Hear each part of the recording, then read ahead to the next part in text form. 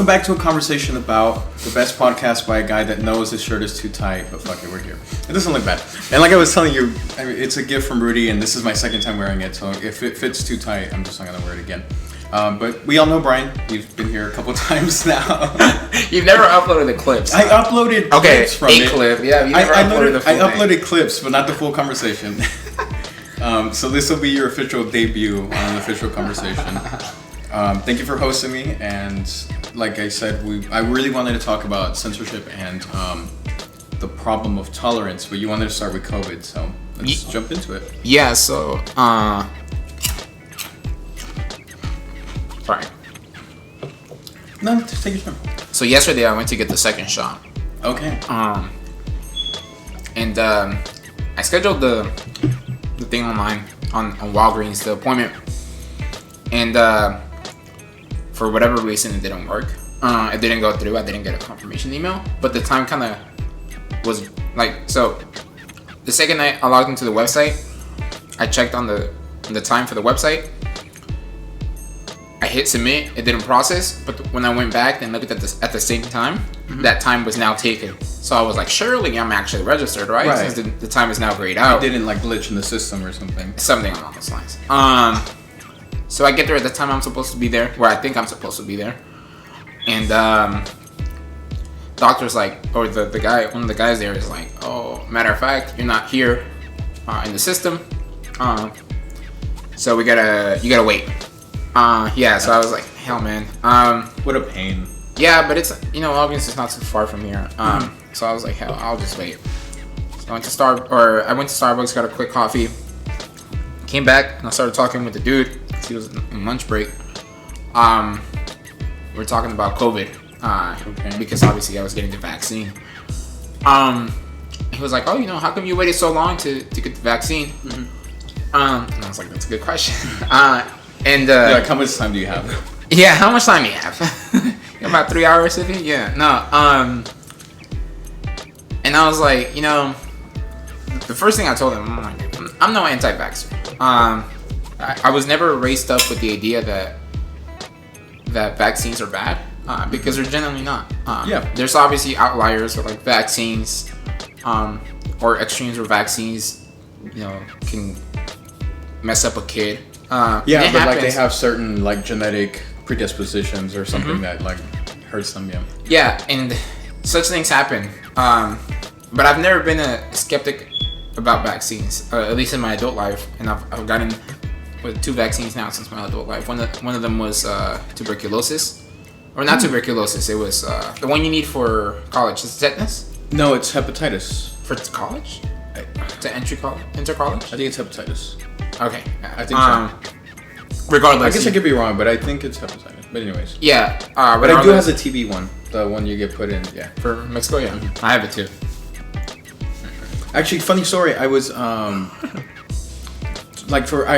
recently got a new job, and I had to go get a drug test and a health screening test where they test for TB, and so it was like a little shot right here in my arm, which I almost passed out because I'm scared of needles.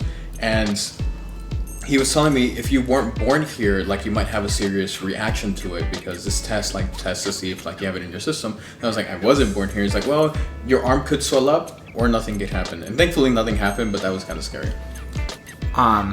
Yeah, I don't know. All of the stuff I'm saying is probably not necessarily true for Mexico vaccines. Probably got that. They're just made different. Yeah. Anyway, so I'm not necessarily an anti-vax person. But this is like new technology, and in the sense that it wasn't really tried as much as a regular vaccine would have been tried. So vaccines. Sure, but that's a funny way to word it, don't you think? I mean, vaccines it's like so up until COVID vaccine, like majority of vaccines it gives you a little bit of the virus. Your body figures out how to fight that small amount of the virus. Right. Contains the virus, and now it knows how to destroy the virus. So when it encounters it. Yeah. So when it encounters it, it can totally kill it. Right. As we both know, COVID vaccines are completely changed or change something about your mRNA that allows you to fight the virus with a But it didn't protein. change your mRNA. Or it changes the way your mRNA reads. your DNA. No. It has pieces of mRNA, the COVID itself, that teach your body in a similar way. But it's not the same as giving yourself the actual live virus. It's like you're giving parts of an of mRNA. Interesting. Yeah. So it's not like the reason I push back on that is because a lot of people were saying like, oh, this is new technology. It's going in and like changing your DNA and stuff. So yeah, no. I know it doesn't change your DNA. I was under the impression that it changes the way that, like the protein, like some protein lines that your mRNA reads to create a protein that fights COVID. But in the grand scheme of things, it basically does the same thing. Like it teaches your body how to fight it. Regardless, it's new in the sense that, you know, regular vaccines have been tested for what, maybe 120 years now. Since the creation of modern medicine, as we know it, and the theory of bacteria and all that stuff. So for 100 years we've been trying this vaccine method, and then out of nowhere, within a couple months, you tell me, oh, boom, here's a new one. By the way, here you go, have at it. But it wasn't that new. Like there was research on it since like the 80s, if I'm not mistaken. Yeah, so relatively not new.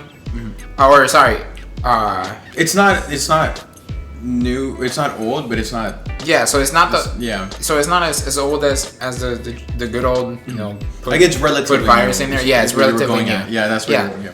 So obviously I felt like a natural pushback to, hey, you know what, like I don't really feel fine being a what's it called, a testing pig, a live rat, if you will. Yeah.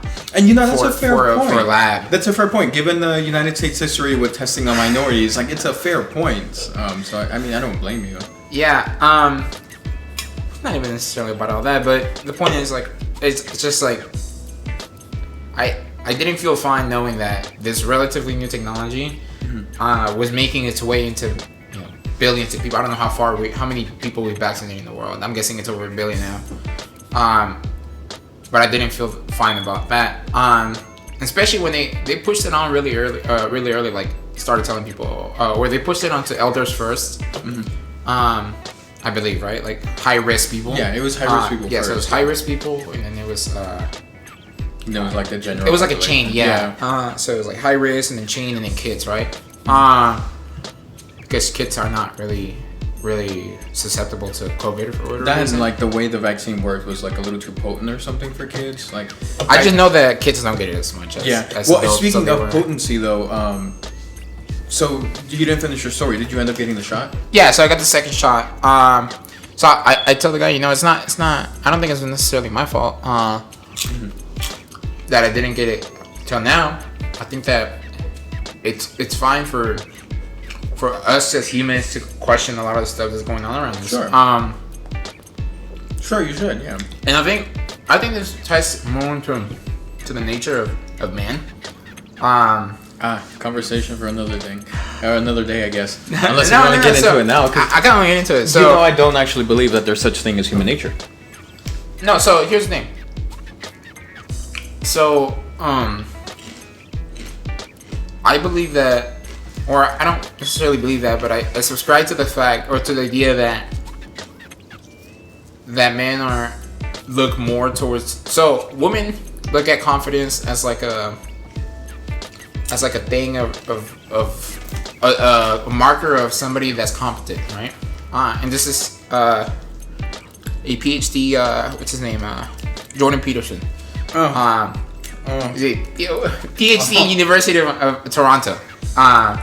So you can hate on some of his ideas all you want, but at the end of the day, he's good at what he specifically does. Yeah. But he dips his feet in stuff that he doesn't know much about, and just like starts spouting his own like personal beliefs instead. And so blankets them as if he was still that PhD. Which, I mean, I guess not to fully discredit him, but that's why this is like this falls in the realm of psychology. Okay. So I don't think it's too off from something that he would like know about. regardless, he had this idea. He said, or he had this thought. He said,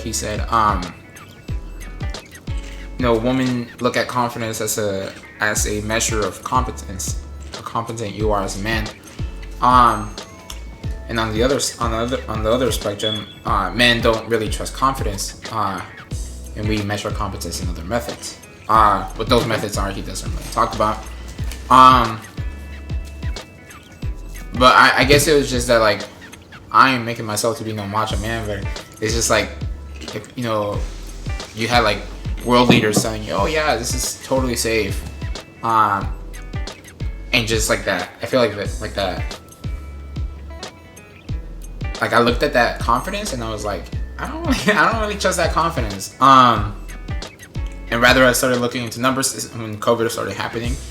And there was a lot of people, obviously, relatively to the whole population. It wasn't a lot of people, but there was people getting hurt by the vaccine. And there are cases of people getting hurt by the vaccine. Sure, but it's significantly smaller than the amount of lives the vaccine saved. Yeah. So you can say that, right? But the way I looked at it was like, I either get the what's it called, the disease. Yeah, I was like, somebody got their alarm going off. So I either get the vaccine or the disease, right, or condition, and I'm fine because I'm 21 and I'm not gonna die from it, because I don't vape, I don't drink, I don't do all that stuff. Damn. Or I get the shot, and there's a slight chance I get some sort of condition from it, or I get messed up from it. So obviously, given those two situations, I was like, I'll just wait. And 2 years later, situation around the vaccine has changed a lot. Yeah.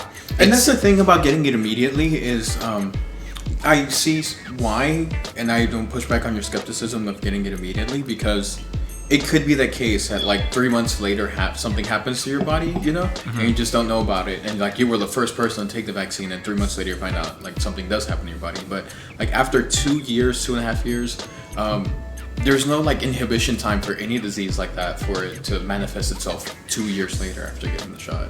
Yeah. So at this point, like, we know we're pretty much safe. Yeah. And I mean, it's like, I think it's a confidence game, right? Like the more confident you are about doing something, I think like usually the better things come out. And this time around, I'm you tell me 2 years ago to get the vaccine, and I'm like, oh, I'm not so sure. You might be able to force me to it, but I'm not necessarily too thrilled about it. But you tell me now, and I'm like, oh, hundreds of medical trials, trials, hundreds of different studies show that overall the vaccine is safe. It's okay. Yep. Not only that, like, word of mouth, like, now that majority of my family is vaccinated, and I hear from them, oh yeah, we're fine. Then you're fine. Yeah, you want to make sure your circle's good too. Yeah, and so I think that people push back too much on people that weren't getting vaccinated, and I think for a lot of the time people were getting called, or people that weren't getting COVID vaccines were getting called almost like bigots. But I don't think people were as nuanced as you. I think. What do you mean? Like they were like, oh. I think most of the people that were anti-vaccine, the government is putting chips. They were the conspiracy, more right-wing side of things. Because like you had a nuance and like actual reason why you wouldn't take the vaccine.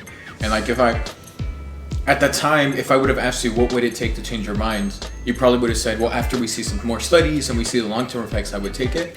Whereas those people, they would say nothing would ever make me take that vaccine. And I think that's why. I don't know if bigoted is the right word, but extremely inconsiderate would be. Yeah, would probably better fit.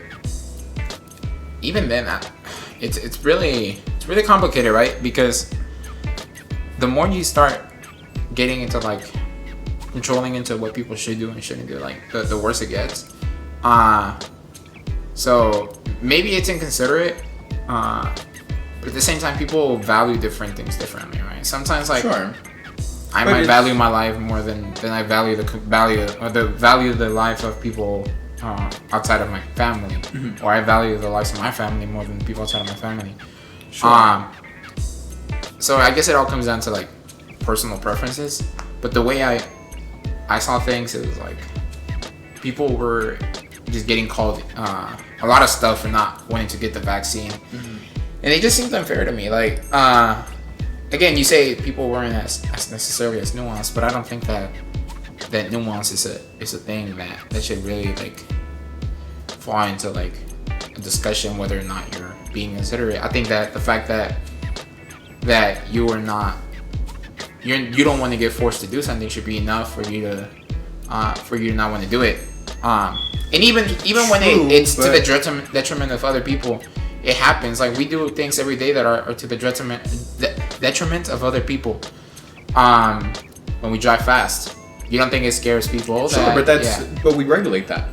Yeah. But like, how much is really regulated? Is there cops in every intersection? Well, enforcement's a completely different thing, but it's regulated. I think So part of being in a society is accepting the social, especially a society like in America, is accepting the social contract that even though you have the right to pursue happiness, that can't obscure other people's rights to pursue happiness. And sorry, I guess I'm pushing back like completely, but for example, businesses that were choosing to not allow people that weren't wearing masks or didn't have a COVID card or whatever,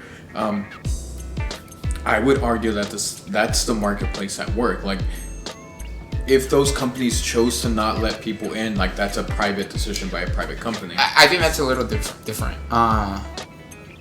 So obviously, I'm guessing that discrimination against people. I don't think there's been a court case about this, but I don't think that discrimination against people that have had COVID shots and haven't had COVID shots, based on that status, is not illegal under the Constitution, because I believe that the Constitution says, or the amendments later, I think it's like 13th Amendment. No, that's free slavery. I think it's either 13, 14, 15 for slavery. Okay, one of those says that you can't discriminate people. No, you know what? 12, no, 13, 14. It might be the Civil Rights Amendment. Which one is that? I think it was. I think it was 13, 14, 15, but it could be 12, 13, 14. But that's the civil rights one. Yeah, and one of those, it says that you're unable to discriminate based on race, gender, and other stuff, right? Yeah. So there hasn't been a court case about this. I guess there's not going to be. No, there was though. There was. Well, not specifically in terms of COVID, but remember the baker that didn't want to sell to the gay men, and the Supreme Court sided with the baker, saying on if COVID? I'm talking about during COVID. Like, no, it was during COVID time. Yeah, so somebody wearing a mask. It wasn't about COVID, but it was during COVID time.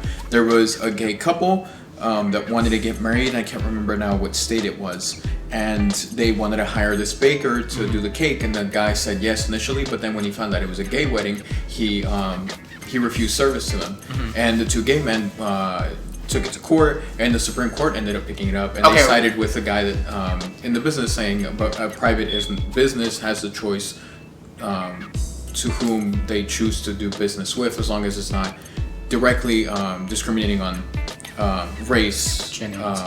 Race basically is the name. Race and disabilities.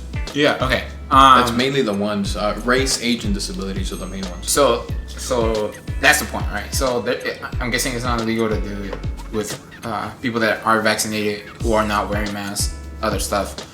So I don't necessarily have beef with that. I mean, like, you do you, right? Yeah. Like, especially in a business, if you're trying to protect your customer base, it's not unfound for you to want to not allow people who might or might not have the virus and are not wearing protective gear inside of your business. So I don't necessarily have a beef with that.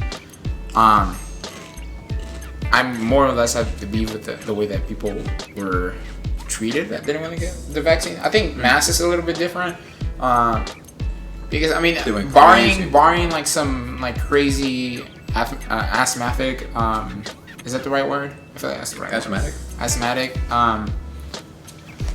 condition, you wearing a mask is not gonna kill you. So, but it was those same people that were saying, you know, the government should stand up for people's rights, that were saying, like, it was such a,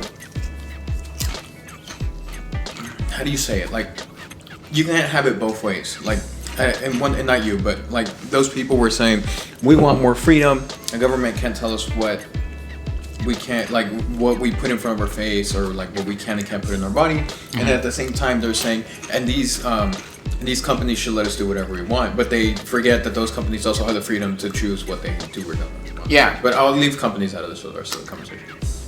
Yeah, I don't know. And for a while, during COVID, I refused to get the COVID vaccine, and I had friends like talking to me like, "Oh, that's very inconsiderate."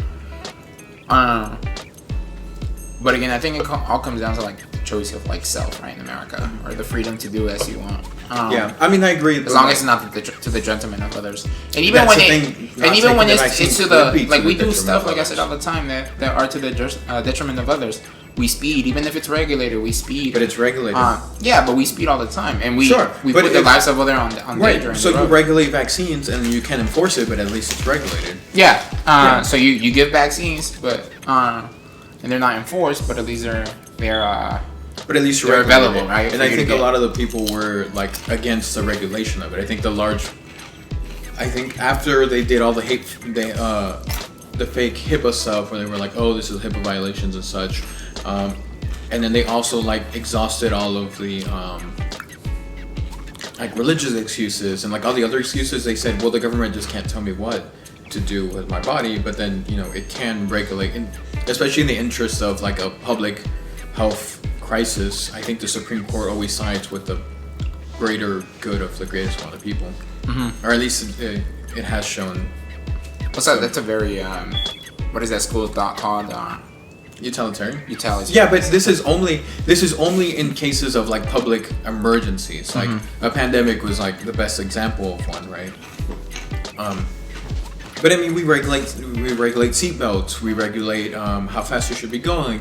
We regulate what drugs you can and cannot buy, antibiotics, all this other stuff. So yeah, I obviously agree that like vaccines should be given. I don't agree that we should like keep a close watch on who has and who hasn't. Yeah, no, we shouldn't. Yeah. No, we shouldn't. At this point now, we shouldn't. In the beginning, you can see why there was a lot of social issues that kind of like polarized people to it, and it was probably way more polarized than it needed to be. Yeah. But now, yeah, we shouldn't. We should definitely not do that. Yeah, like I think at some point, some DMV and it might be Colorado. I also might be completely lying. I don't think it's Colorado. It's some state started asking people, like a government office started asking people for vaccines before they showed up to do their paperwork. And I was like, whoa, that's a little messed up, right? Now that would be different. Yeah, because that would be different. As a governmental office, you're not allowing your citizens to do the paperwork they need to be part of society and completely regulate or exist properly within your jurisdiction. And now you're asking people to like get vaccines, because if they don't, then they can't get their license, and if they can't get their license, they can't go to work, and if they can't go to work, they get kicked out, right? So it's like a spiral. Yeah. So I think that's a problem. But other than that, I mean, I don't know. It's just like it's such a. At the end of the conversation with this dude, I was like, yeah. So it's been a couple of years. Things have calmed down. We more or less know like what happens with COVID, right? How it goes in your system, the way it affects it. I think the booster is still about a year old only, maybe a year and a half. And I never got boosted.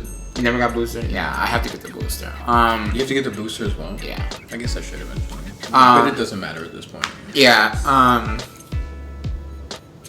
So the guy was like, "Oh yeah, I get it." And I said, I think he was a what's it called?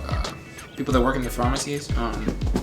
A pharmacist? Pharmacist? Yeah, I guess I said pharmacist. Formation? A formation? That sounds like what a Hispanic dude that doesn't know English is trying to call pharmacy. Formation. ¿Ya fuiste a la formation? So I guess the bulk of this conversation comes to like individual freedoms, which is tying into what you mentioned earlier for government censorship. Regulations. Yeah, censorship.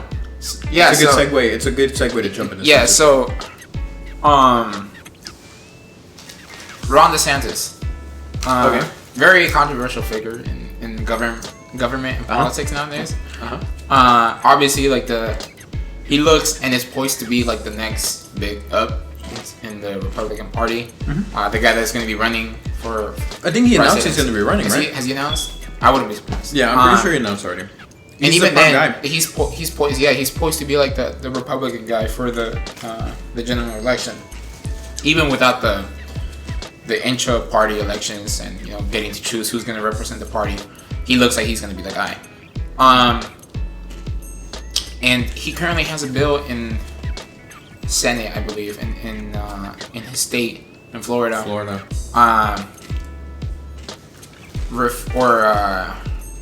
Basically controlling the speech that is provided in schools. I think it's about trans kids and or not trans kids, but rather that's not such a thing. We can talk about this some other day. That's the next. I don't think trans kids are a thing. I think kids are very confusing people or figures that barely know what they want for dinner, and I don't think they can make a weird or such a complicated choice about sex and gender as generally being trans. I generally agree with that statement, so we can pick that up later. Yeah. Anyways, I agree with that. But anyways, well, it's happening in Tennessee too. Yeah, so they're trying to members that were expelled. Yeah, so they're trying to regulate the speech right within schools, within the education system, and to some point, like the right wing in me is trying to say like, yeah, that's fine. Because you're giving again, these kids don't even know what they want for dinner, and you're trying to give them information that they can barely even comprehend. Some of them, true. I don't know about you, but I didn't get the sense of self until 9 years old. I was like, holy shit, this is me. So again, you're trying to teach these little kids that barely know what the fuck going on. Very complicated matters. Regardless, though, that's not my point. I'm very against what Ron DeSantis is doing. Okay. I'm very against it. Okay. Because as much as I hate the idea of kids having access to stuff like that in school, I'm very much against the idea of Ron DeSantis trying to control what is taught in school. I guess the counter argument to that though is if they don't learn it at school, where are they going to learn it? And the argument towards that. Where do you learn sex? I didn't learn sex in school. Yeah, but I learned sex in Pornhub.com. Exactly, not in the right places. Yeah, you learn exactly. That's exactly my between point. Friends, not in the right place. That's what you mean exactly. Yeah, but between friends, you learn it between friends with yourself, right? Friends that playing also with yourself. But that's true of everything, though. If you don't learn it under the right circumstances, at school or with your family, then you're gonna learn it from little Timmy Badass over here that learned it from his older brother or something that probably didn't learn it the right way either. And it feels like a lot of that is to push back on this stupid idea that critical race theory is being taught in schools, which is not. But I think a lot of that started with that fear, and then now anything that has to do with racism or shows that white people were slave owners or did some harm against minorities, that's what they're trying to ban. Of course, they're trying to ban some of the more descriptive and more graphic books as well, and lessons like that. But I don't know, for a party that's supposed to be about government freedoms and the government not stepping in your life, they seem like they want the government to censor all these things. Yeah, and that's what I dislike about it. Because, for one, banning a concept is really hard. Because, let's say we ban the concept of things that are cool in school. Fuck is cool. I think that big booty Latinos are cool, but you think that big black Latinos are big black booty or big booty blacks are cooler.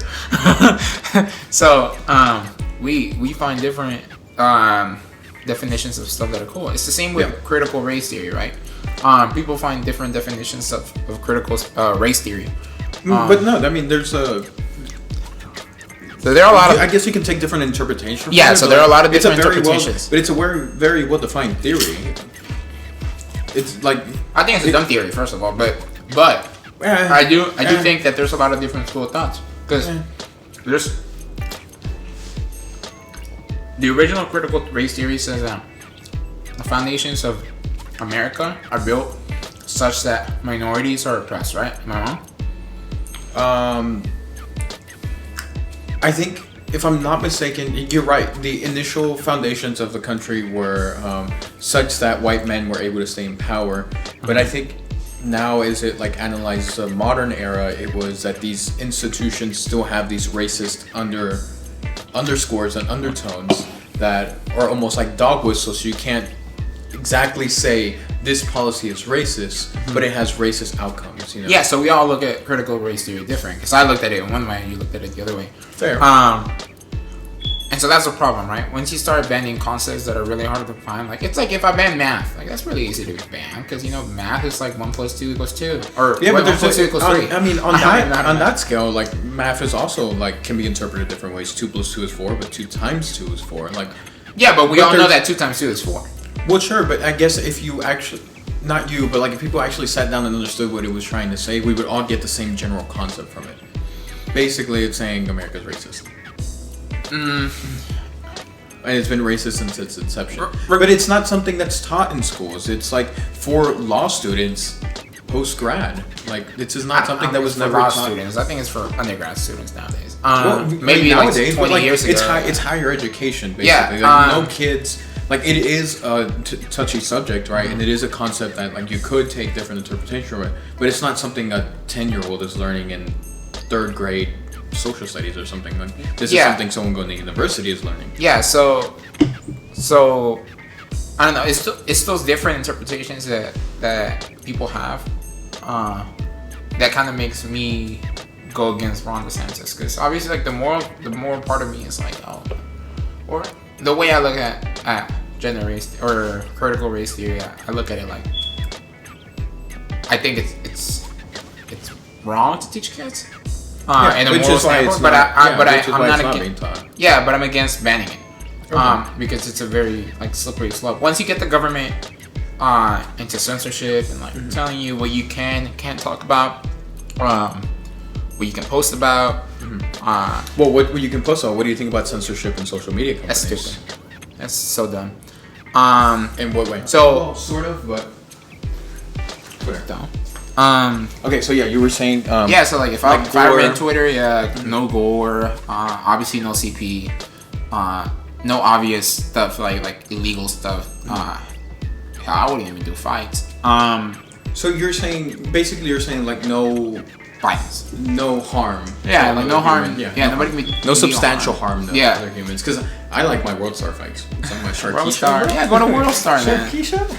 Yeah, but that's lazy. If it's scrolling on Twitter or if it scrolls on TikTok, like, come on, it's like right there for me. You know, I want to see Sharkeisha fight. But the way I see social media is just like, let the company run it how they want it. Yeah. And that's why we can have our own platforms, right? That's why Trump had his little truth social. Yeah. Yep. I don't know if it's still going. I wouldn't be surprised. It is, but like almost no one uses it. At some point, they all turn into echo chambers, and you get to choose from your own little echo chambers, right? Yeah. So, but social media should never be restricted by a government agency. Agreed. Agreed. I will say, if you're ready, this kind of like ties everything together, and we can kind of close on this. But this might be the longest. This could be part of the longest bit of discussion we'll have. Oh, you're talking about your concept you told me to remind you about? Yeah. I'm just handing off the cheese. Yeah. So the problem with tolerance. I'm gonna go after every one of my liberal friends here. Most people on the left are really guilty about this.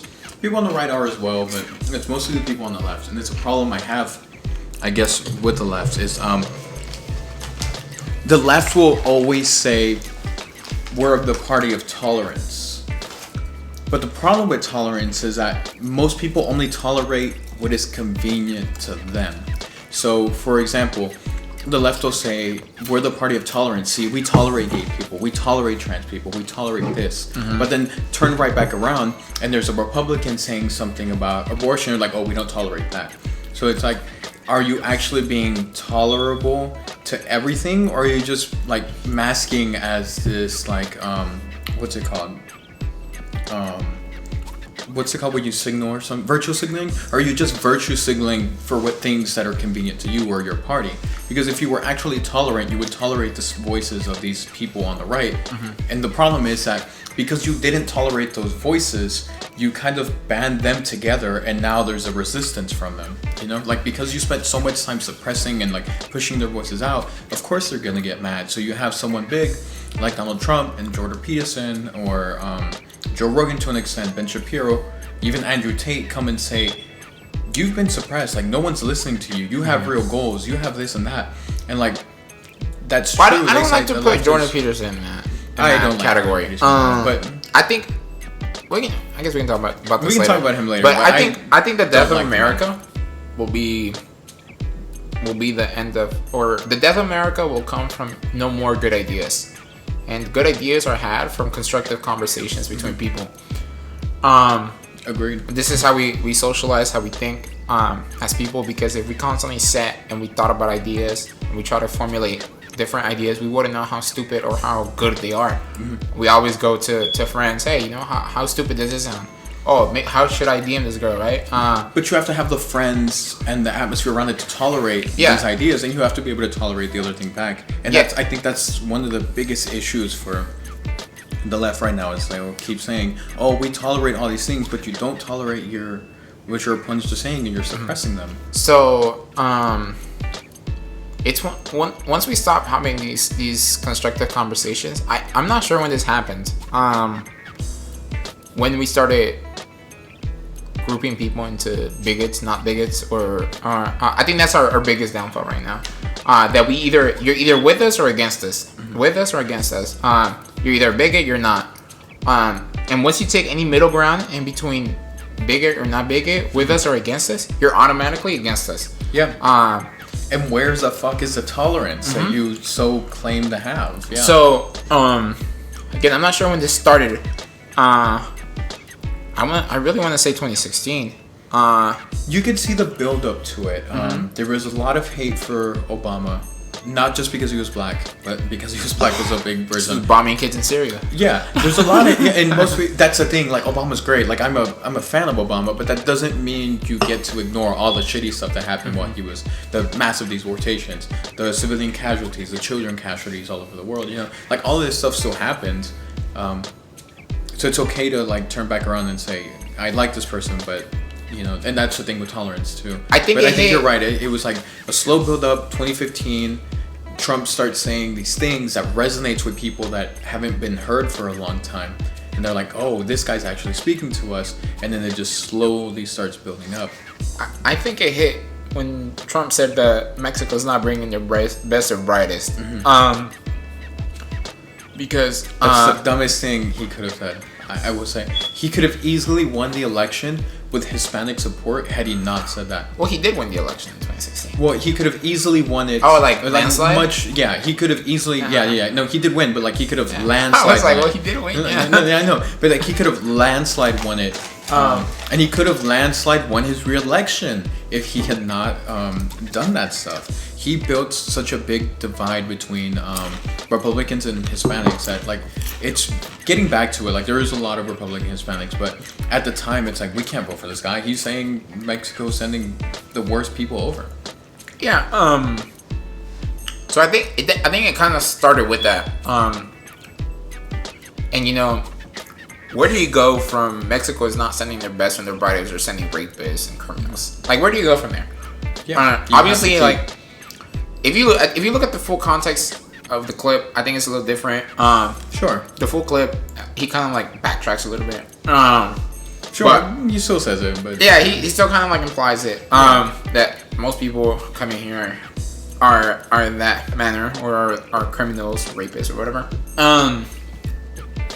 But where do you go from there? You have nowhere to go, like in that sort of conversation. Out of context, and even in context. That's a really, really fucked up situation. Or really fucked up position to be in. Where if you support Trump, you're a person that believes that all Mexicans or all the people that are coming from Mexico are rapists. You're subscribing to his ideology, yeah. And on the other side, people don't agree with that view and don't think that all the people coming from Mexico are rapists and criminals. So where do you go from that idea? How do you start debating about such a thing when your points of views are so black and white anymore? Yeah, there's no common ground. Yeah. Because either this side is the left, if we will instantly start saying, how can you even remotely agree with the idea that Mexico is sending rapists and criminals? And we won't talk to anyone who thinks that. Yeah. Fuck. Okay, well, there's problem number one. Yeah. But then on the other side too. So I think it's understandable to a certain degree. It's how we wouldn't talk to Nazis. If I told you, oh yeah, Hitler ain't all that bad, you would instantly just shut off, not conversate with me.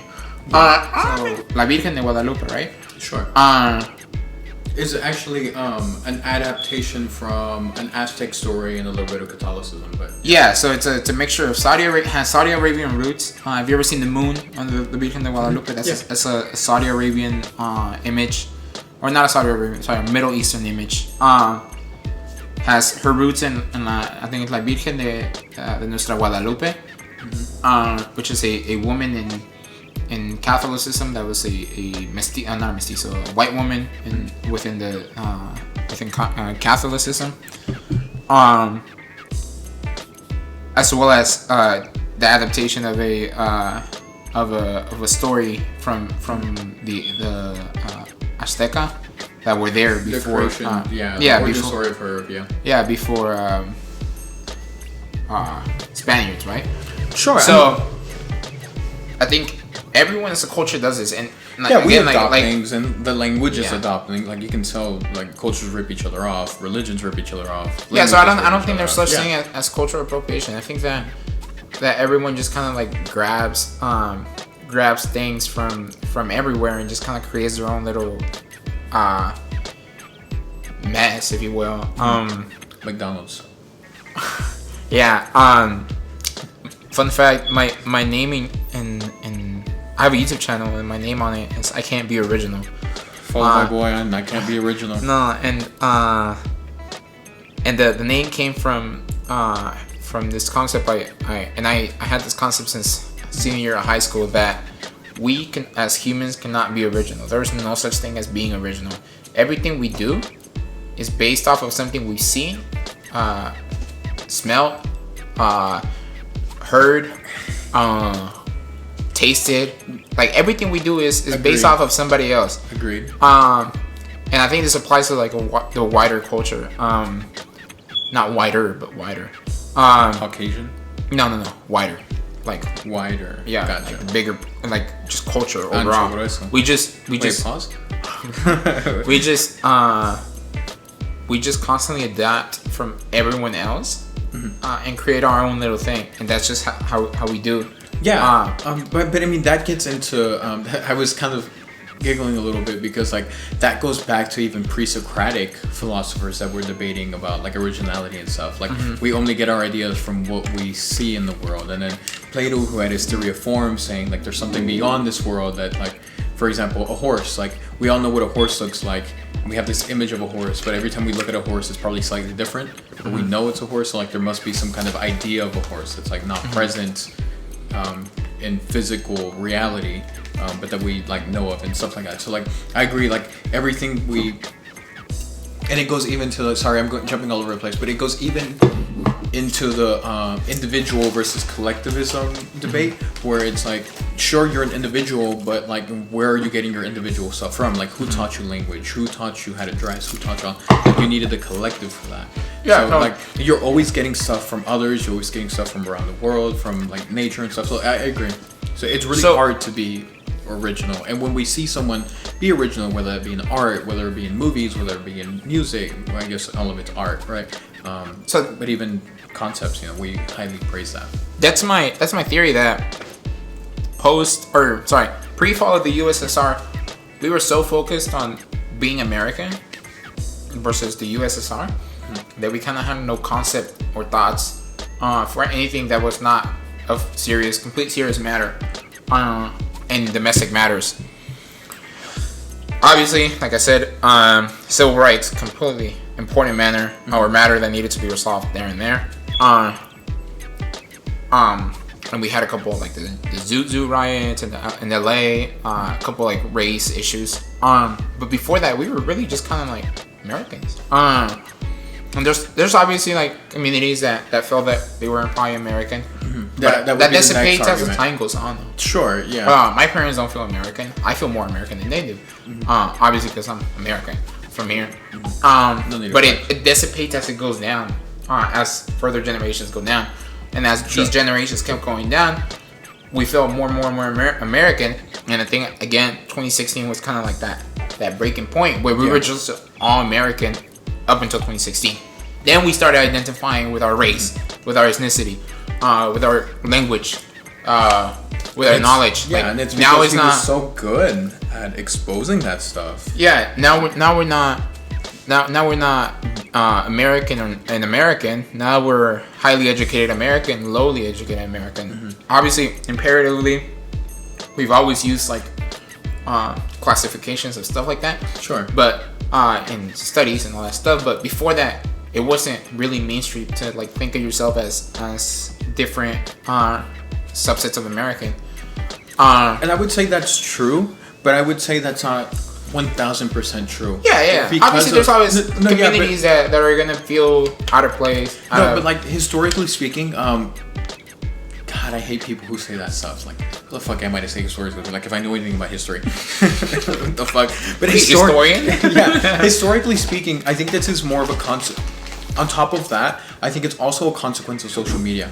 Whereas because social media exposes our indifferences so quickly, it makes it easy to seem as if we are polarized. Whereas even in the 1800s, let's say 1850 or something, someone from the north was going to be very much opposed to the lifestyle that someone in the south is living because they're living completely different lives. They're practicing a different subset of of Christianity, Catholicism, whatever it may be. So even then, like, there was polarization there, but the likelihood of those two encountering and having such an open arena like Twitter is for debate, very low. Minimized all of that. Minimized that polarization. It was just the higher classes. It would still be there. Like, if the internet, it's not like polarization is this like wild, random new thing. Like, had the internet or had communications been better at that time, they probably would also be polarized. So, like, competing ideas have always been there. But I think 2016 and then the way that we have abused the internet has just like pushed us into very dangerous divides, extremes, if you might. I'm just kind of ties back into the what's the theory of the problem with tolerance. The problem with tolerance is that as tolerant as you want to say you are for people on the left, you'll never accept the other side. And if you are the party that's for progressivism, for understanding other people's ideas, for tolerating everyone, then you have to be able to tolerate your enemies. If not, you're just virtue signaling. Take notes, motherfuckers. And I think it's kind of it ties back right to that, because if we're more aware of our differences and how truly apart we can be, we focus less on our indifferences and how really close we are. How we all believe that fucking freedom, baby. Yeah, exactly. If we could just start from there, fuck. So now that we're so hyper aware of like how different we are, we focus less on how close we really are, because species don't come together to create a great civilization for no reason. Whether sometimes, unfortunately, it was forced. I would say there's a really good reason. Sex and pleasure.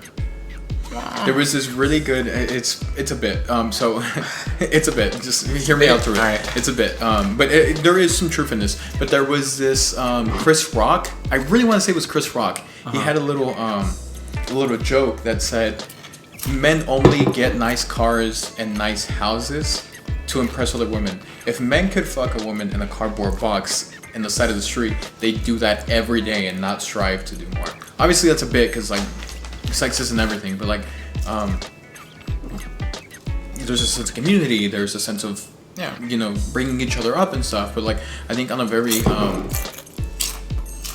fundamental level, not a human nature level, but a very fundamental level, it'd be hard to make that description without going on to a big conversation in and of itself with that. But like on a fundamental level, we come together because of the basic necessities we have: the necessity to reproduce, the necessity to eat, the necessity for shelter, communication, being understood. Yeah, but if that was the case, then we would have come together and then not be together anymore. I feel like we stay together because we are more alike than we are different. Yeah, it was easier to have sex, and it was easier to get more water and better food if we stayed together. Yeah. As a Darwinian just theory, I guess, or like following a Darwinian theory, it was just easier. Like it was easier for people to survive if we stayed together. Well, even in the so like I was saying earlier, tying back, I guess, to the fact that people misconstrue stuff all the time on the left, especially. Like I'm very adamant against using pronouns, and not necessarily because I dislike people that use them, or I think that they're less human or subhuman or inferior than me, but rather because it's a adjustment on my speech that you are doing against my will, against how I want to talk, against the way that I conversate with myself.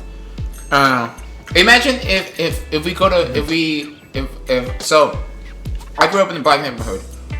Everyone in that black neighborhood always said "fitty," right? Imagine if we got to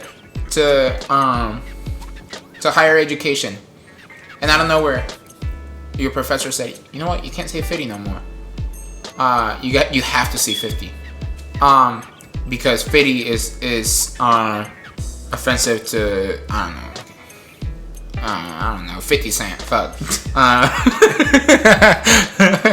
Okay. Right? It's like any sort of like moderation in our speech is dumb, and I think people constantly misconstrue people not wanting to use pronouns, or people not accepting a man as a woman, transgenderism. Yeah, as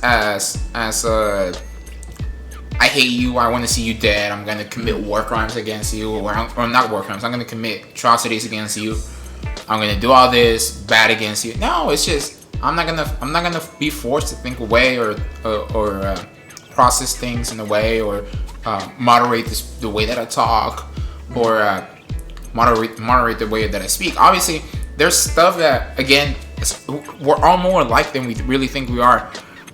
All of us as Americans agree to the right of speech, the right of assembly, right? Though there are some on the left that don't agree with that. How so? I think there's a lot of people that if you're a man that turns into a transgender woman, they want me to call you a woman, and if I don't, they call that a crime, or they call that hate speech. And I don't think that's true at all. True, but I think that's such an extreme. And it's a very extreme. Small. Yeah. Like, I agree with everything you're saying, but I think that instance is just like a hyper extreme situation that doesn't really happen. Like, I don't know if you've met trans people, or like if you've had any like discourse around them, but like most of them you try to stay away, which is fair. Yeah. Whatever. Yeah. You should not be labeled as a racist, a bigot, or a hateful person, or like a hater of them because of that. And again, it's not that I'm I guess by the definition I'm kind of transphobic, but it's not that I'm transphobic in the sense that I hate them or think that it's subhuman. I just stay away because I run the risk as a college student to offend them or do all this shit, and then I have college board on my ass, so I just decide to stay away from trouble. Yeah, but imagine living in fear of being. And that's where I'm sympathetic, or I can understand the conservative side of this. Like, imagine being so scared of what you're gonna say because you might be canceled or whatever, or like there might be action that immediately affects your life because of something you said. Now, if you said something really fucked up, that's different. But if I said, all transgender people should be hung, then obviously. But if you're just gonna say, I'm not gonna subscribe to your pronouns, like that's a completely different thing, and I agree. And I do the same with people that use it's freedom of speech at its finest. The they them stuff, or use other sex pronouns. I met a girl at some point in college last year that called herself like Zzer. I was like, oh hell, no, you're not gonna have me going near you. And again, it's not. People misconstrue it all the time, like, oh, you're fucking, but it's you're a hate speech. There's a difference between that and personal preference. Yeah. So I don't know. People misconstrue stuff all the time. And we're so quick to misconstrue stuff. But in reality, it's just preferences, right? Like there's for whatever reason there's a dialogue saying that if you don't date trans women, you're transphobe. Yeah, but I don't think that's like. I think that's identity politics mainly fueled by right-wing pundits. I don't think anybody. I honestly, genuinely don't think any trans person would consider you transphobic for not dating them just because of that. I think it's not like a switch you flip overnight and you say, I want to be trans. Like, there's a lot of stuff that we don't have to get into it, right? There's a lot of stuff like goes into consideration. Proceeds to get into it. Yeah, proceeds to get into it. No, right. There's a lot of thought that goes into it. Like, most of the people are like that are genuinely trans are really cool people. And there was like the Dave Chappelle thing. I don't know if you saw his latest special where they were trying to cancel him for being transphobic or whatever. I haven't. It's really good. I know he almost got stabbed by somebody. Yeah. So like, a trans person. I saw the special. There wasn't any transphobic jokes. If anything, he talked about having a bunch of transphobic friends that were like by his side and everything. That like most transphobic people are cool people. Wait, transphobic friends? You mean trans? Or trans friends. So yeah, sorry. Long day. Thank you. No, might have to edit that to change the words. But like, he had a lot of trans friends that are just like some of the coolest people he's ever met. And like, those were the people that were supporting him. The people that weren't supporting him were like the cis lefty people who thought, oh, that is transphobic. And it's like, if you actually consider what these people had to say, like, you would know that they don't really care as much about this as you're blowing it up to be. I think they're just using them also as like virtue signaling. I've never had discourse with a trans person, right? I've also never had intercourse with a trans person. Thank God. All right. Yeah, but it's personal preference. Yeah. I know, but I was trying to pull you. Sorry, but like that did actually like just turn something on for me. A pause. Yeah. You can't say that. No, it did. It did make me just think, like, if you want to participate in the society as a trans person, then you also, here we are getting into the trans thing. Then you also have to be willing to accept that there are people that are just not going to buy into your life choices, your language choices, Yeah, but they're not going to confirm your I guess for lack of a better term, your delusion. And that's what I think it is. But but you don't have to. See, here's the thing. You don't have to agree or disagree and just say this is not how language is. This is not how language is usually used. Although, like, there's a whole thing about pronouns where like it could be, but anyways, that's enough about that. Yeah, language is also like ever changing, right? Yeah, and there's no such thing as like formal English or anything. Yeah, We had that debate too. Yeah, so that. There's no such thing as formal English, but there is such thing as the most common used English. Exactly, and you're like, this is commonplace. This is status quo for me. You exist, and you are doing your own thing. I just don't want to have anything to do with it. I don't think that's. I don't think that's a phobia. Your merry day, yeah. Yeah, I don't think that's a phobia. Now there's other things that are done that I do that I think. Or that I subscribe to that I think people would have more problems with. And you don't have to get into them if you don't have to. No. But we've had these conversations. Yeah. The good old dead rat. No. The good old was it dead horse like rat? Oh yeah. No. I love that one. No, but yeah, I for sure think that people are not tolerant. They're not as tolerant as they claim to be, and they're not as tolerant as they could be. Yeah. But I think that works both ways. Like, none of us are as tolerant as we could be and as tolerating. Like we're not perfect. Yeah. So, but I think I'm totally capable. I think majority of right-leaning people, right-wing people, if you will, are totally capable of holding a conversation. I am perfect, but okay, go on. Are totally capable of holding a conversation with anyone from any spectrum of whether it be Yeah, far and left. I think that's and true middle because left. once I've seen this as like social experiments or whatever on YouTube and stuff, where like people will get extremely conservative people to sit down and talk to someone who's transgender, and by the end of the conversation, they're like, you know what? This person's whatever. I don't really care about them. Like Yeah, that. Like I don't have these hard feelings about them like that. So, was it? I think like 2019, my first year here. Charlie Kirk. You know who he is, right? Yeah. Prominent figure in Yes, in we like all know who Charlie right Kirk wing is. media. Big head, tiny face. Yeah, he looks like a little butthead character. Like He does. You know what I'm talking about? I'm not a fan Beavis of- and Butthead. Yes. Yeah, you look like a. I'll just say this: I'm not a fan of ad homs, but come on, that's just funny. Yeah. Big head, tiny face. That's how he looks. He looks like a Beavis and Butthead character. Like a man child, like someone who didn't finish growing up. Yeah. But here's the thing, right? He had a "Will You Change My Mind" section here at UT Austin. And I know you That hate wasn't him. Crowder? Oh, not Charlie. Sorry, Crowder. Yeah. I'm sorry. They look the same. There's actually a racial bias there because we are unable to discern like the different types of people. But when they're outside of your race, people are harder to discern because they're outside of your race, and if you didn't grow up around them. So like Asian people. But it's not that. I don't think that's a racial thing. It's a racial bias. So Well, like yeah, people but it's a outside of racial your bias, race. but not in the sense of racism. No. Yeah. Yeah, it's just that you were. It's It's the harder for survival you. of the fittest things. Like you recognize your in group, out group. I guess so, but like I don't know about you, but for me, Asian people are hard to discern sometimes. Especially there's a lot of people that just kind of look alike. Yeah, I mean, and I'm the like, one- oh shit, is that blank from high school? No, Yeah. Matter of fact, it's not. I mean, but that's kind like of looks like her. That's like that little racist joke that everybody has. Like all Americans look the same. Yeah, all Mexicans look or the same. all white people Asians look the same. All Yeah. Mexican, yeah, or all black people look the same. Yeah, like, so exactly. it's a common thing. Anyways, yeah, Steven Crowder, he had would you change change my mind section, right? Here at UT Austin in 2019. And the first thing I instantly noticed was the fact that that people were willing to listen out or listen to him.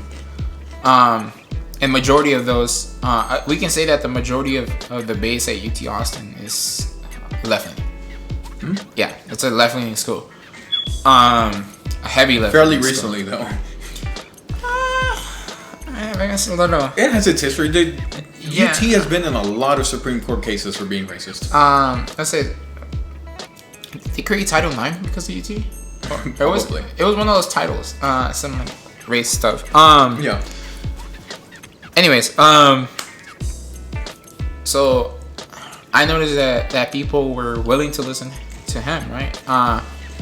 And a lot of them were just white dudes, obviously like your basic like Steven Crowder demographic, and we can't Naturally. yeah you can't fault them for it. They want to listen to someone that they maybe look up to or just want to listen to. Yeah. And that's But a the lot thing. of them were also like just like the average like left like blue hair, if you will, like just like middle income like left leaning kid, girl, whatever it is. A lot of minorities were there, and at no point was there a majority of people fighting against his ideas or saying or just being rude, just not listening to what he was trying to say or what he was talking about with the other person. Actually, matter of fact, I think at that point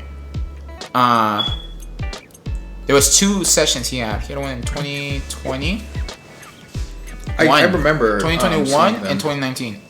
The one in 2019 was between 2 kids, and the other one was between him and another person or other people.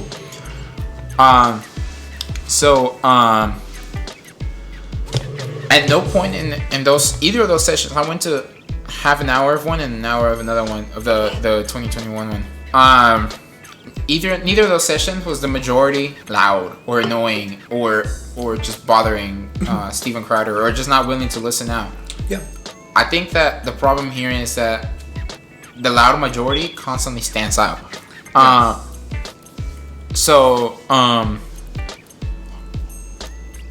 If you're having an event and like somebody starts shouting out, it doesn't take a lot of people for you to like hear them, right?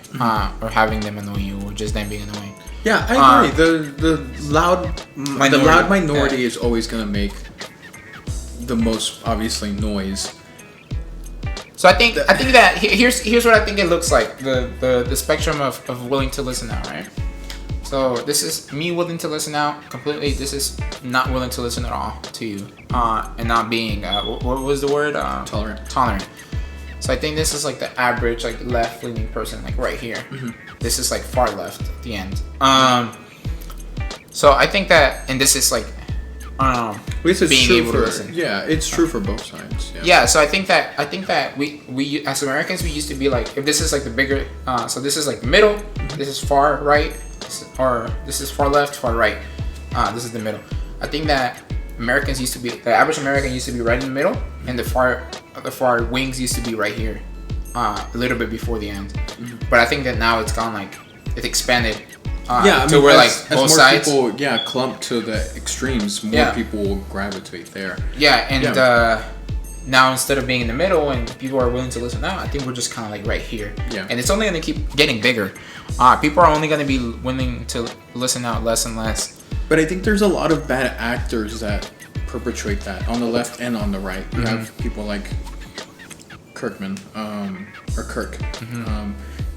then you have people like Ben Shapiro, and on the other side you have people like Anderson Cooper and all these other people. Mixed emotions. I don't really care for him. Whatever. But I really dislike Crowder, because even though those Change My Mind events seem peaceful and shit, like I guess just coming from a debate background, you can see how and Ben does this too. I fucking hate Ben Shapiro for these. Ben Shapiro destroys college liberal and whatever. I don't think that's their fault. I hate it's a cringy title. I don't think that's what they named their titles. I think they name it for the attention. Like they're definitely naming it for the attention. Then can you even bait him? Bait him. Be mad. No, you can't blame him. Yeah, it's like you can't blame him. But that for someone to do that and then claim they are like this, that they're willing to. That's the thing. That they're willing to talk to their side, whatever, and then post like destroys liberal college students. Like, of course, but like Steven Crowder would come prepared with a bunch of like gotchas and like mind traps and semantic traps and debate traps to discredit the other person's argument. And I also think that you have to draw the line between mind traps and other stuff. Sorry for interrupting you. To just like good arguments. Like at one point, there's a mind trap. Turn into a good argument, like a good argument. Like you can obviously like, there's no real definition between. This is the 25 to 35-year-old man who came prepared to stump college students who, first of all, like aren't experts in the subject matter. Yeah. So he'll set up something like feminism is a myth. Change my mind. So he spent the past month with his team figuring out gotcha questions and then grabbing a random person like me or you. Obviously, if you got me, I'm not the best debater in the world, but if you got me, I could probably hold my ground a little bit more. But if you just grab the random college student who feels passionate about these things, but like never really researched them, then you're just gonna make them look stupid. And in terms of discourse in the marketplace of ideas, I don't like people who do that, like who get on stage to make you look stupid. And that's the thing, like with the Q&As and stuff with Ben, is that he'll behave one way when he's talking to these college students, and when he's talking, if Ben and Crowder are talking in the room, like it's a different conversation. It's a more extreme conversation than, say, when Neil deGrasse Tyson had a conversation with Ben Shapiro. Ben Shapiro's demeanor was completely different, because he knew he couldn't use all of the same little debate tactics and stuff on Neil deGrasse Tyson, and so like you had a more positive conversation, like they actually got to talk about really good things. And I'm thinking, why the fuck doesn't he just do that with everybody else? But with everybody else, he tries to be this reactive character. All of them try to be reactive characters on both sides. Well, here's one thing. So, those are wrapping up. we can for storage, we can keep talking, but for storage reasons on my iPhone, we might have to start wrapping up. Okay, but another 5-10 minutes. You running out of gigabytes? Oh, there's a lot of porn stored in there. All right, well, I'm not editing that out. I might have to bleep it. But here's a thing. So, as it stands, both Crowder and Ben Shapiro's like demographic is college kids. Whether that's a good or bad thing, I think we can discuss some other day. But I think it's a good thing. It's not. Yeah, it's a thing. I don't think it's good or bad. It's a good thing because the way you get people to be more tolerant and you inseminate ideas into people is by you going after the youth. Don't phrase it like that. Okay. Don't phrase it like that. Okay, by going to youth events. So you can't blame them for wanting to talk to kids, right? No, I don't. At the end of the day, like these people, obviously, if you're gonna go to somebody's turf and like shit on their fucking front lawn, like they're gonna come out guns blazing, right? They're gonna it's illegal to you could still be charged. You will still be charged with manslaughter if you shoot somebody in your house. Well, yeah, you have to be under certain distress or certain like danger. But the point is, if you come at somebody in their own event that's hosted for them,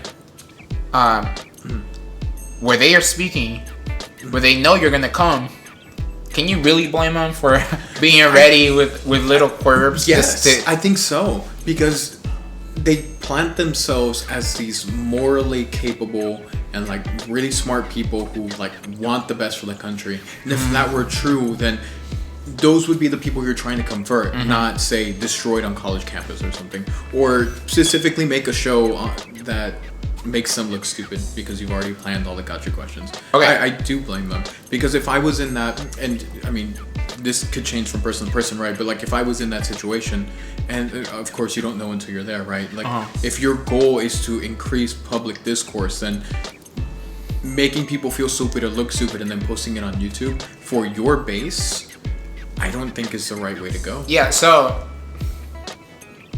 I agree with the Crowder part. If you're gonna market yourself as like this guardian of free speech and conversations and holding good, prosperous conversations where both can learn something out of ideas, then yeah, it's kind of negative for you to go after these people, right? After asserting yourself as like the guardian angel of debate and just talking to people.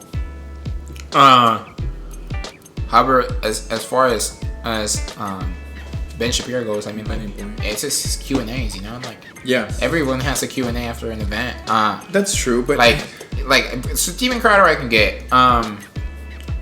But if you're Ben Shapiro and you're trying to ask your fans, like, hey, you know, like, anyone trying to like questions? I think it's a fine line, and I would put them in the same boat. Same boat? I think so. So, do you know who we'll start wrapping this up. Do you know who Sam Skeeter is? He's like the Ben Shapiro of the left or something like that. Someone even like Jon Stewart or stuff. Like, you'll never... This is why I really like Sam Harris versus Jordan Peterson, because... Oh, I know who Sam Harris is. Yeah. Most of us know who Sam Harris is. Yeah. We know who Jordan Peterson is. If you see Sam Harris, there's a couple of podcasts they've done together. They've collaborated. They are like the opposite, right? But they're both really good at like. And that's one thing I'll grant to Jordan Peterson. He will go out there and talk to other people. He's completely wrong on their assessments and the straw mans most of their arguments. But that's debate lingo. That whatever. They've had multiple conversations, Sam Harris and Jordan Peterson, and you can just tell that Jordan Peterson is way out of his league. Sam Harris is a neuroscientist, philosopher, multiple PhDs. Like, he's a really smart dude. And Peterson will say something that's outside of the scope of his psychiatric degree, and he'll be so quick to check him.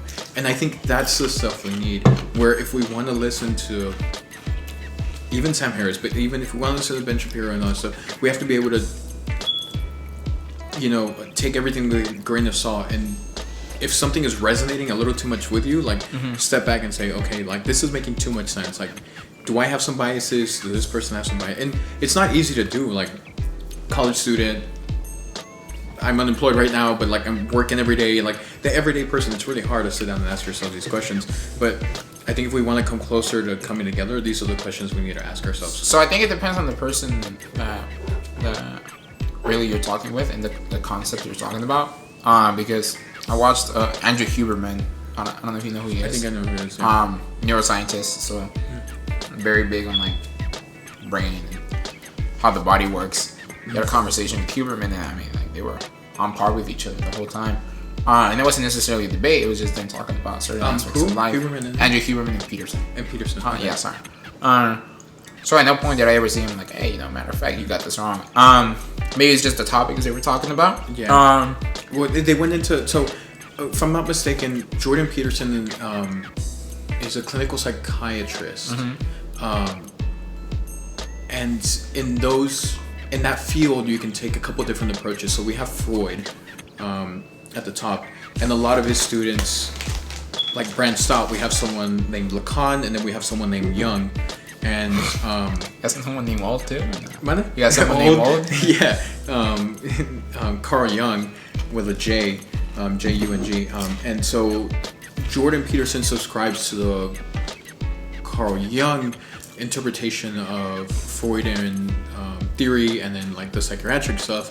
But like more and more, we have to get into this a little more. More and more, it's like continuously agreed upon in like the psychiatry, in the philosophical, and even in the medical realm, that Jung is borderline pseudoscience. So it's like it's hard to tell. Like you would have to. That's why you would have to like pit someone like Jordan Peterson against someone like Sam Harris that would be able to. Like Sam Harris would be able to call him out, and Jordan Peterson would be able to actually use their subject matter instead of taking everything that each one of them say for granted. Yeah, well, I'm not sure where I was. Maybe I should watch that episode because that sounds interesting. It was good. It was really good. And not to say like I don't like Jordan Peterson. I don't like him, but that's not to say like everything he says is wrong. Yeah, no, because he's not. Like he knows his shit about clinical psychiatry. Yeah, he's a clinical psychiatrist. He's a doctor. He's got the PhD. So like, there's some merit to be held there. I just think people like take his opinion pieces way too far. Okay, yeah. So it was Sam Harris and Jordan Peterson. I can send you the link later. It was a virtual podcast they did for. You said, and I'm not denying the validity of anything you've said so far. About I believe so. And they have 2-hour segments where they argue about religion, which is really good. Sam Harris being the atheist, and Jordan Peterson being the atheist that turned into Christian, whatever. But anyways, just for like recording sake, we don't have to stop talking. But for recording sake, I'm gonna start to cut it off. Yeah, dude, it was a nice conversation. Yeah, it's always a good conversation. Anything we missed? Anything you want to say? I don't know. Just you have to learn how to listen to each other. Yeah. Again. Again, like people don't stay together. Don't come together and stay together and form an identity as Americans, because they have more or less alike than more. We are all, as Americans, more alike to each other than we are different. So I don't think this is necessarily true for a lot of us. A lot of the same undervalues are there, or basic values are there for most of us. The values, pursuit of happiness, freedom. A lot of things that were kind of like fundamentally American, or the way that they are, like the modern version of them are fundamentally American. So I think we just need to learn how to talk to each other, how to listen to each other, how to have tough conversations about transgenderism, about gender theory, critical race theory, all of which I disagree with. But but I think that it's having a conversation. Yeah, but it's about having a conversation about. It's about having a conversation about. I love when you can sneak in the title into things. No, I mean there's something I could add to that. And just so we lived together for a year, and I'm like at this point, like if it was driving to the grocery store, driving to watch a movie, or just to the park, or whatever it is we were doing, like we've had these kind of debates, and I kind of miss that now that we don't live together, and I don't have many friends. That's some gay shit. Nah, shoe fits where. Nah, just saying. I don't have many of these people that we don't agree on everything, and that's okay. And I don't have a lot of these people that I feel comfortable with. There's a sense of comfortableness too. Like there's a lot of people that I meet that I'm like, I'm not gonna have a political discussion with you until we become better friends. And I just think it's always been really easy and comforting, or like accessible to come and talk to you about these things. Yeah. And I mean, we don't agree, and here we are having a good conversation. We're really good friends. In that I think there's a certain, to just wrap it up, there's a dopamine part of it where like we like to be in echo chambers because we like our own ideas regurgitated to us. And we like confirmation bias. Yeah, so we obviously hang around people, talk around people that think like us, feel like us. But it's not bad to go out there and just talk to people. It's the baby steps. Again, I wouldn't be against like sitting down with somebody that say is transgender and just talking about this stuff. I haven't had the opportunity. Again, maybe it's because I tend to stay away from people like that. Maybe that is part of an echo chamber I need to fix. But even then, I don't think I'm necessarily around people that think. Even being able to recognize that, I think, is all you kind of need. Yeah. Like, it shows you have the maturity level to have the conversation, you know? Yeah, to understand that I'm in that situation. Yeah, but I don't know. People just need to. I mean, it's not like I'm gonna go to any transgender and be like, "Hey, you wanna have a conversation about why your existence is, in my opinion, incorrect?" Wrong? Yeah. Not your existence, but your own concept of gender and race and who you are as a person is incorrect. Incorrect. Yeah. So I think there hasn't been like the spot for me to like have a conversation like that with somebody like that.